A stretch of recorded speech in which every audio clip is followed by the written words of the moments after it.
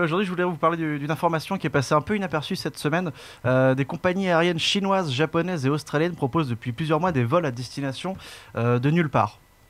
Voilà, donc un peu très chelou. Donc j'ai voulu en apprendre un peu plus. J'ai donc tapé nulle part dans Google Maps et ça m'a tout naturellement proposé la Creuse. Alors là, je me suis quand même posé la question, qu'est-ce que foutent un Chinois, un Japonais et un Australien dans la Creuse? Et je me suis arrêté là parce qu'on dirait clairement le début d'une blague raciste. Donc je me suis encore plus renseigné et en fait ces compagnies-là proposent des vols aller-retour pour sans déposer les passagers. C'est-à-dire que tu pars de Sydney, tu voles 7 heures et tu reviens à Sydney. Donc on raconte quand même que Greta Thunberg a vu cette info passer. Elle aurait fait 4 AVC ainsi que 3 ruptures d'anévrisme. Mais rassurez-vous, tout va bien pour elle. Elle est finalement bien rentrée chez elle pour terminer sa partie d'Animal Crossing.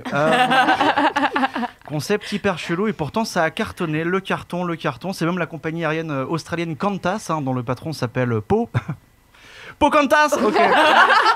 Les amateurs de jeux de mots qui nous écoutent. Ah bah oui.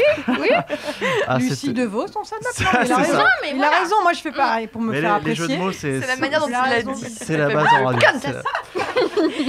Non, la société Qantas, qui fait donc partie de ces compagnies aériennes à proposer des vols vers nulle part, expliquait qu'il n'a fallu que 10 minutes pour écouler 134 billets. Et ça m'a fait mal, parce qu'en comparaison, quand je mets la billetterie de mon spectacle en ligne, il me faut 134 jours pour écouler 10 billets.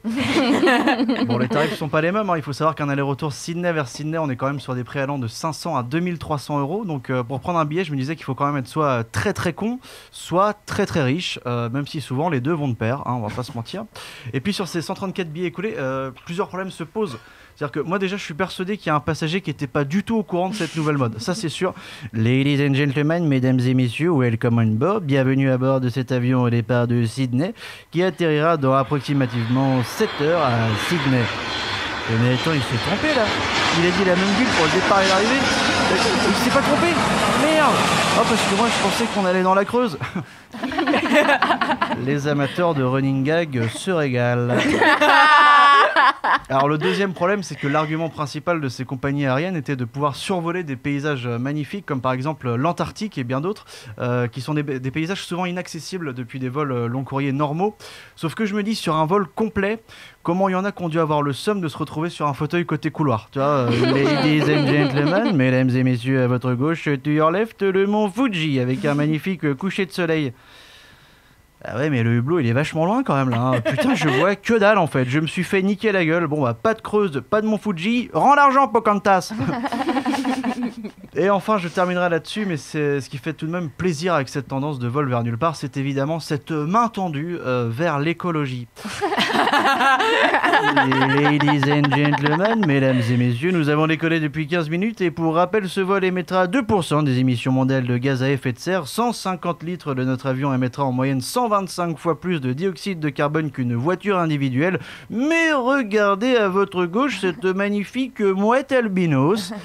Mais finalement, l'ironie de tout ça, et ce qui me dépasse complètement, c'est qu'on est dans une mode où le moyen de transport est plus apprécié que la destination.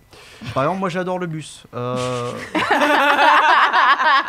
Mais j'ai jamais pris le 153 place de Clichy vers Gare du Nord juste pour prendre des photos. Tu vois, waouh, elles sont trop belles ces tentes de migrants. Non. C'est-à-dire, on apprécie plus le moyen que le but. C'est quand même chelou, tu vois. Ah, t'as mis le four à préchauffer, tu nous fais un petit repas? Ah non, pas du tout, mais j'aime bien la lumière et un côté feu de cheminée. Ah ok, d'accord. Et ça peut se décliner en plein de choses. Personne ne bouge, c'est un hold-up. Oh mon Dieu, c'est l'argent que vous voulez, c'est ça? Pas du tout, j'adore porter des cagoules. Dans tous les cas, cette nouvelle tendance nous démontre une fois de plus à quel point l'humain est bête, idiot, stupide, dépourvu de bon sens dans sa quête de son plaisir personnel, sans penser aux conséquences que cela peut avoir. Donc je m'adresse aux personnes ayant déjà réservé des billets pour ce genre de vol ou ayant envie de le faire bientôt. Plutôt que de niquer la planète en prenant du plaisir dans les airs, laissez-la tranquille et foutez-vous en l'air. Voilà, merci beaucoup. Oh, merci.